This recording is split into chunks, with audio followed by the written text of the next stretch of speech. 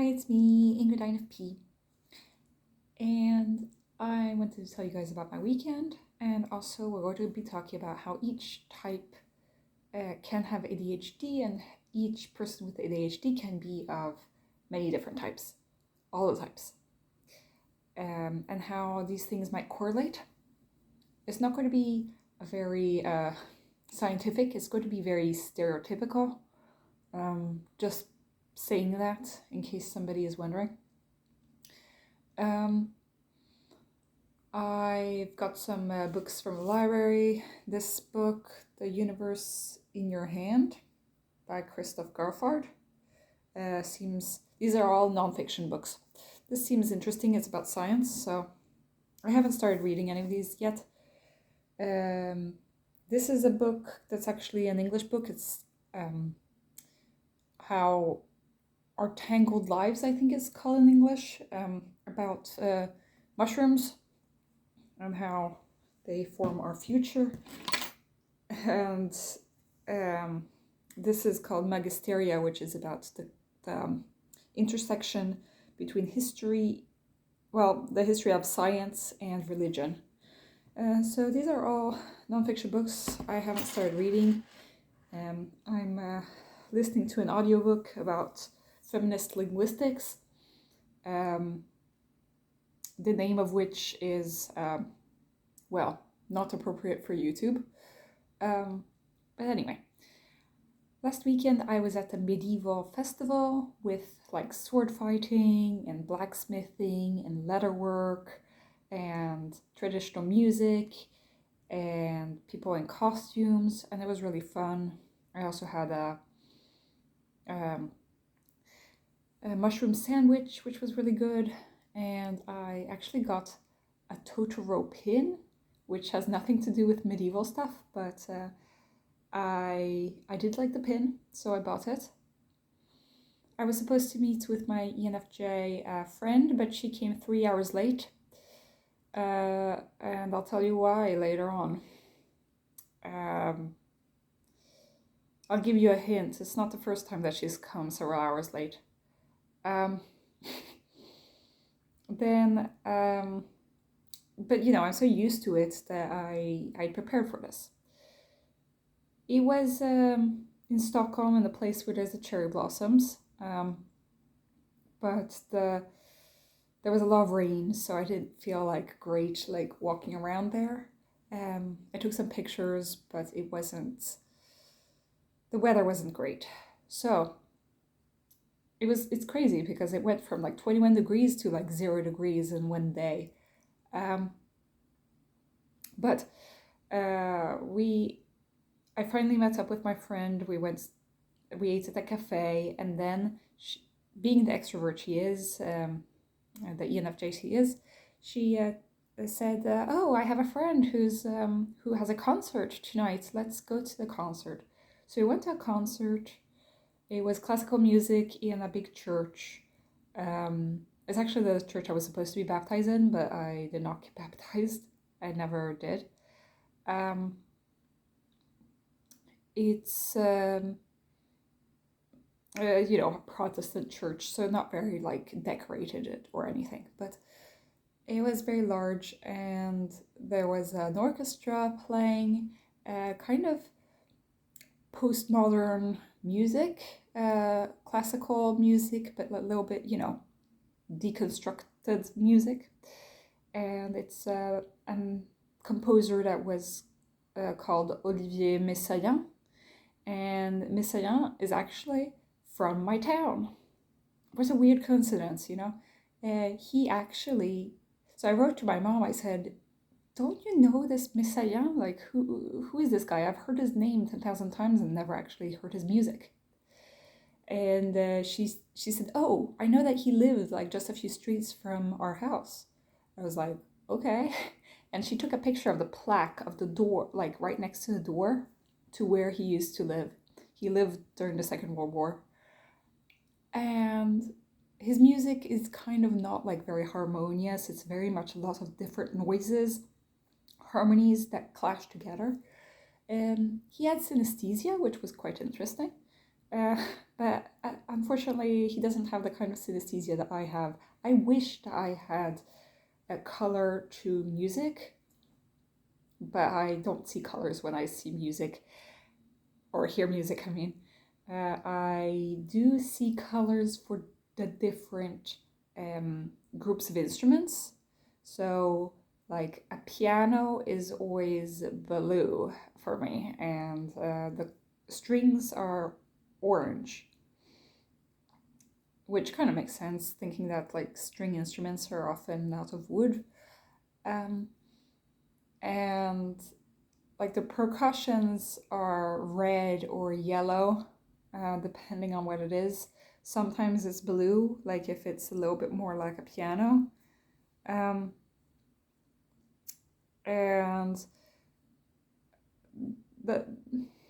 it depends for the brass instruments. Sometimes it's yellow, but sometimes it's red. And voices have also different colors, but it's not like each note has a different color, or like harmonies have different colors. I wish I had that, because that would help me if it could help me like have perfect pitch or something, but I don't. I did not love the music, I must say, but it was really good to actually go to a concert for once in my life. That was classical music. And then there was a Swedish composer, I forget what his name, Larsson, G.H. Larsson or something, which is a really common name. But or Johansson or something. Anyway, it was a more traditional song. These songs were very, very much religious, which I don't relate to, but it was interesting to learn the history and like the process of making the music. And then we have 3 hours left to kill, because I had to make it to the last train of the day. So we had 3 hours. We decided, okay, let's go to a bar. So we went to a bar and had the mozzarella sticks. And I told my friend about the fact that I'm going through an autism and ADHD diagnosis. And she said, oh, I understand. And I was like, oh, really? And she was like, yeah, what diagnosis do you think I have? And I was like, ADHD? And she was like, yeah, of course. And I was like, yeah, of course. It does not surprise me at all. But then I started thinking, okay, so my ENFJ friend has ADHD. Any type can have ADHD, but it seems that certain types either, I don't know if the type like helps the person with ADHD, or if it is a hindrance to the ADHD, and if people of different types are more likely or not to have ADHD. I think that there are certain types that are more likely to have ADHD. Just like, certain MBTI types are more likely to be certain Enneagrams. I think, well, it's not at all the same, because one of them is neurological and one of them is personality-wise. But I think that there are certain types, MBTI types, that are going to be more likely to be ADHD or not. But any type can have ADHD. And I think that it would be, in general, more difficult for a judger type to have ADHD compared to a perceiver type. But, maybe the judging part can compensate for the ADHD, and maybe the perceivers have like double whammy of like perceiving problems. Or if they be able to cancel these things out somehow. I don't know. But like in my head, the stereotype of an ADHD person is probably like an ENFP, or like ESFP, ESTP. Like the adrenaline junkie is definitely like the SP kind of thing, the impulsivity, the lack of like doing things through. But maybe the inattentiveness is a little bit more of an ENFP kind of thing. The going on 10,000 tangents and never finishing a sentence before coming up with the next one. That's a little bit more of an ENFP thing. But yeah, so SPs, I can see that. There is an ESFP at my work that I think probably has ADHD, and a lot of people have thought that. He seems very much all over the place, and if he didn't have all the people around him at our work to like structure things for him, like fix all of his patient lists for him and do all of these things for him, I don't think that he'd be able to survive. But because he has all these people helping him with the structuring of things, he works well, you know. But if he was on his own, it would like fall apart, you know. And I know that it's not just an ESFP thing, because I know of other ESFPs who don't have this problem, who are very much organized in the way that they do their work. But he's not. So that's about ESFPs. ESTPs would probably be the ones who would like go bungee jumping and like, not really think things through, not really hold attention in school, that kind of thing. Went to get the next dopamine kick, adrenaline kick or dopamine kick. And yeah, so I can see how an ESTP might have ADHD. Though I think maybe they have more of the focus with TI rather than FI, There's a little bit more constancy to the thinking functions. But, I don't think that ADHD is coupled to any certain function, but there are certain trends that I can see. So that's for those two. For the ISTP, I think that because their thinking is above their extroverted sensing, I think that they'd be a little bit more able to keep focus. I don't really know what an ADHD ISTP would look like, but it would probably be somebody who would be really intensely focused on their passions and then like not really care for anything else, not really have constancy, to keep up with the daily boring things. But that's just a speculation. I do know of an ISTP, but he does not have ADHD, basically. He's a little bit more on the autism spectrum, you could say, but not ADHD. So who knows? Maybe there's an ISTP in the comments. I don't see any ISTPs on my channel, so I highly doubt it. But if there is an ISTP, do you have ADHD? Please tell me. ISFPs are probably likely to have ADHD. Out of all the 16 types, maybe one of them more common, possibly. Though I think that I see, like, even though it makes you kind of flighty or like kind of want to experience a lot of things without thinking of the consequences in the long-term future, I do think that it brings a kind of groundedness that a lot of people with ADHD lack, because they notice things, which I think that the intuitive types might notice less. Anyway, that's for those types. And I mean, ISFPs are highly creative, so there's probably going to be some link to ADHD there. Now, those were the SPs. In the NFs, I think that the ENFPs would be most likely to have ADHD, considering the craziness that their NE leads them to, and a lot of discussions about the universe. And then they go on to all sorts of different topics, and they do all sorts of crazy things without, impulsively, without really like thinking things through. Sorry, I'm going to drink some milk.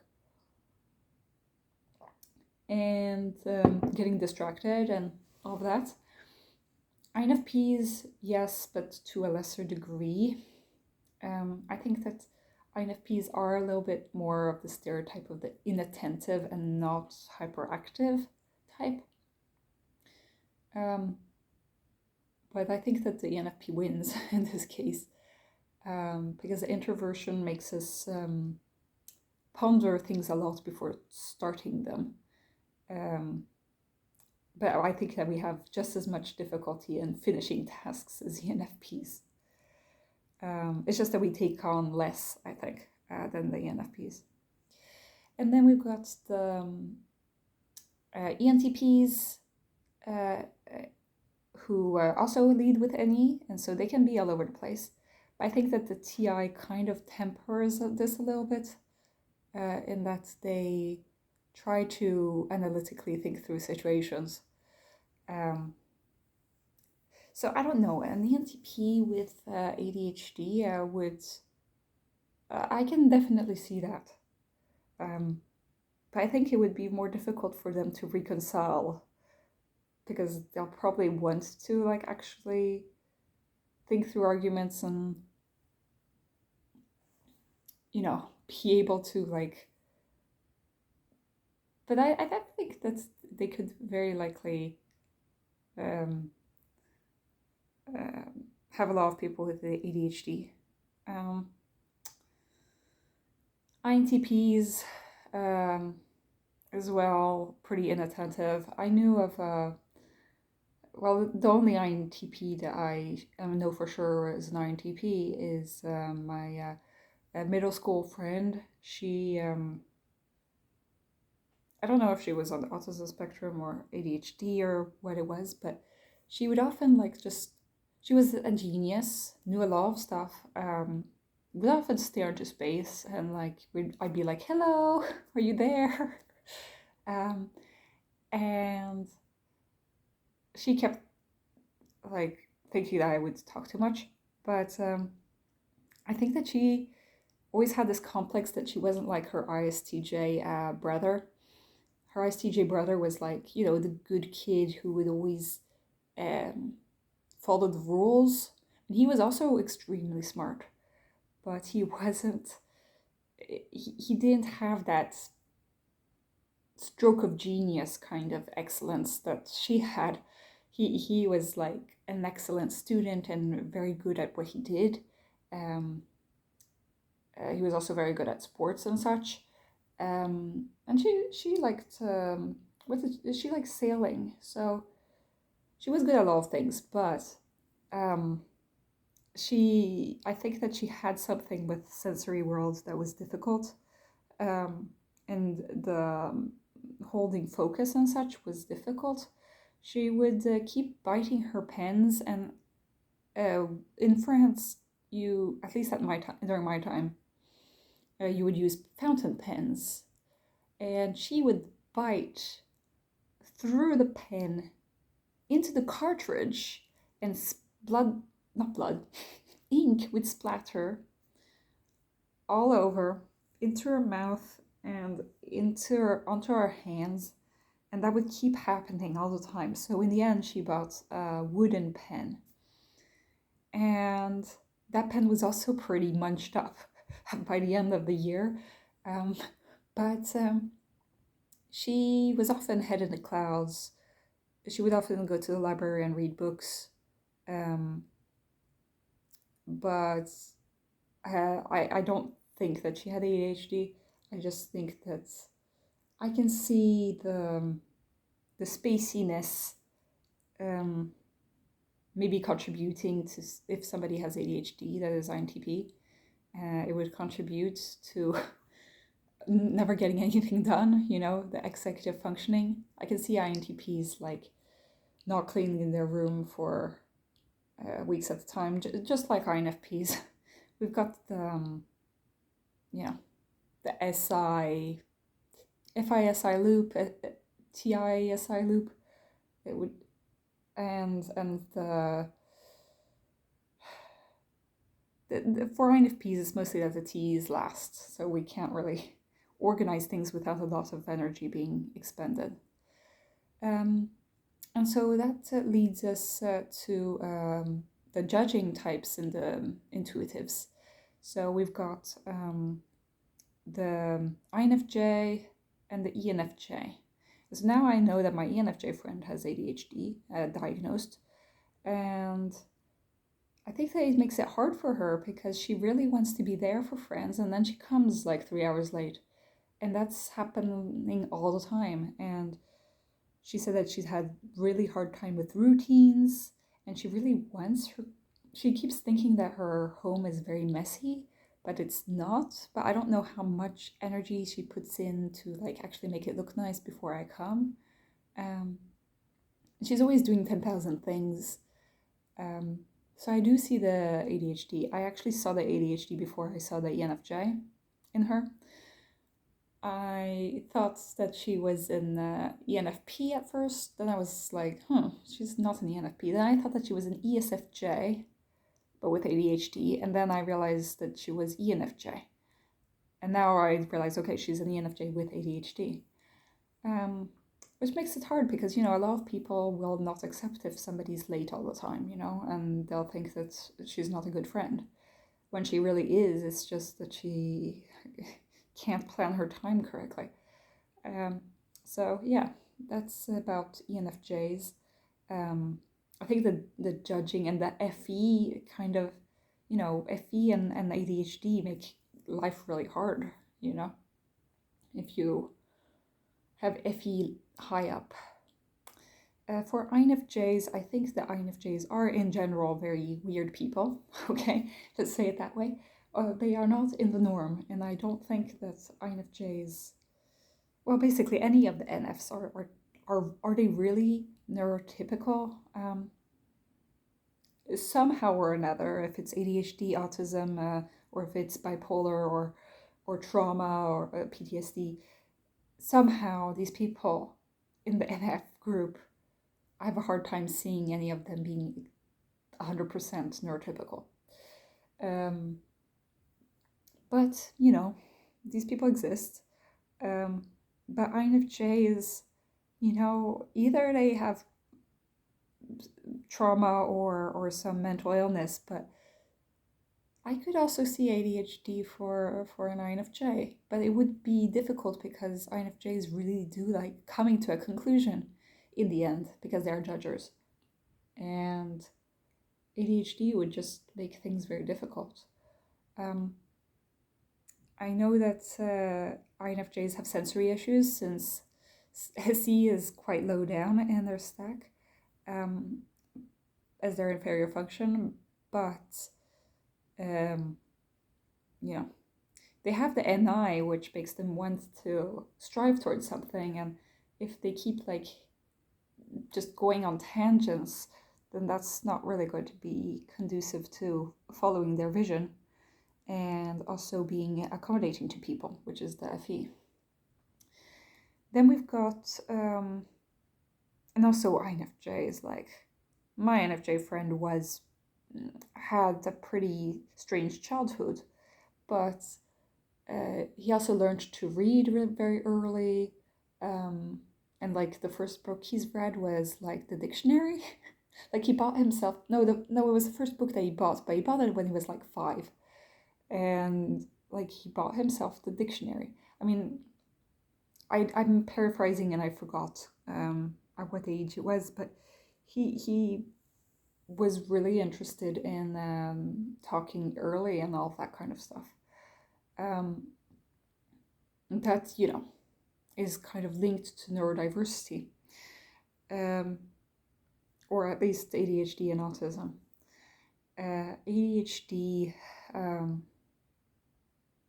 it's hard for anybody to navigate, but judgers have a hard time.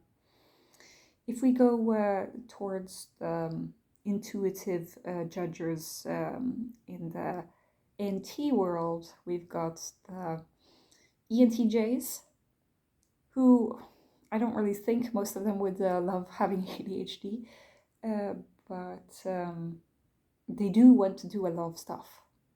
I think having T high up is kind of anti ADHD, but at the same time, a lot of people with ADHD might have high T, but they will be doing the wrong things, you know? And ENTJs definitely do a lot of stuff, but are they always doing the right things? Are they just doing things all over the place and actually getting to an efficient way?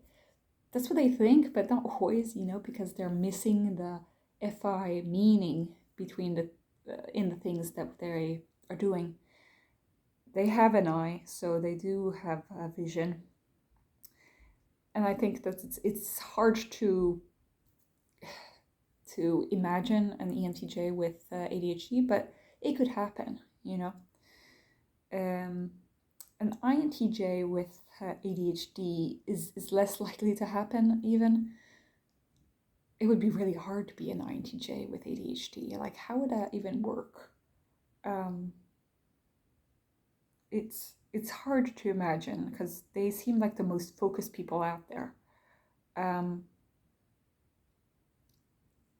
But I mean, anything could happen, you know.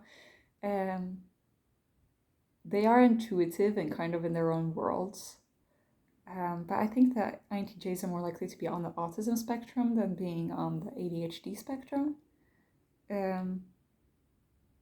You know, ADHD kind of goes against the NITE kind of dynamic, I would say. So yeah, I have a hard time seeing that combination. But they are pretty much head in the clouds considering that their SE is last.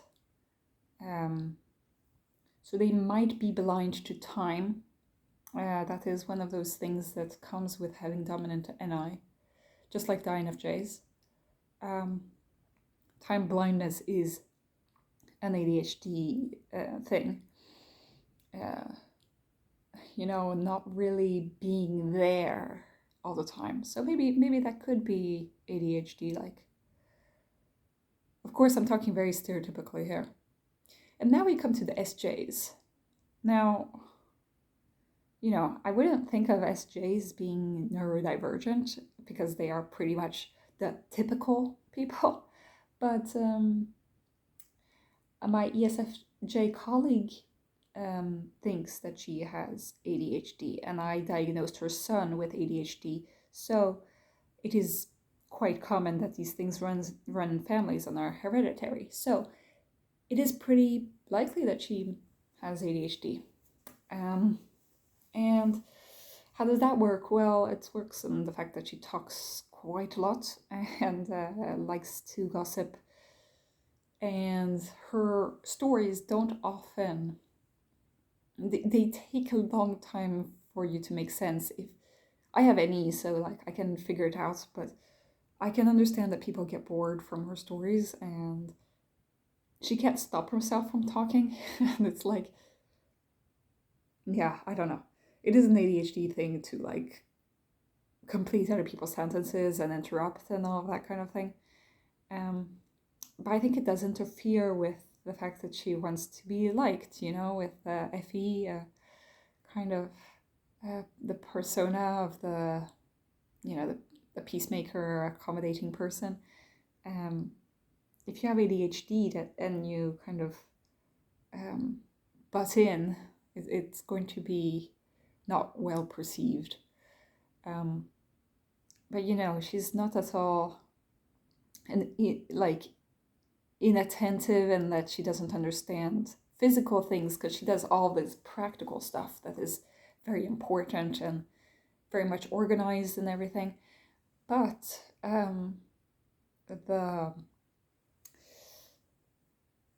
you know, you can be distracted and be an SJ.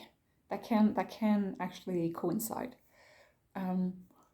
You can be an SJ and you know, lose things, or you can be an SJ and you know, get distracted, and these things can coincide. But in general, it's not really the way that they want to present themselves, and so I think that it's going to be a little bit less common to see SJs that are diagnosed with ADHD. And they really, with SI, they really like doing routine stuff, which ADHD people do not like in general. So yeah, that's for ESFJ. For ISFJ, I think that is a much less common combination, because ISFJs don't really go on long rants and blab about things on 10,000 tangents. I think that ISFJ would probably be the type with the least amount of ADHD, but who knows? Maybe there's an ISFJ in the comments who has ADHD. Who knows? And then we've got the ESTJ, and here we go back to the ENTJ, where there's like the TE version of ADHD, where they just do 10,000 things without really thinking of the consequences.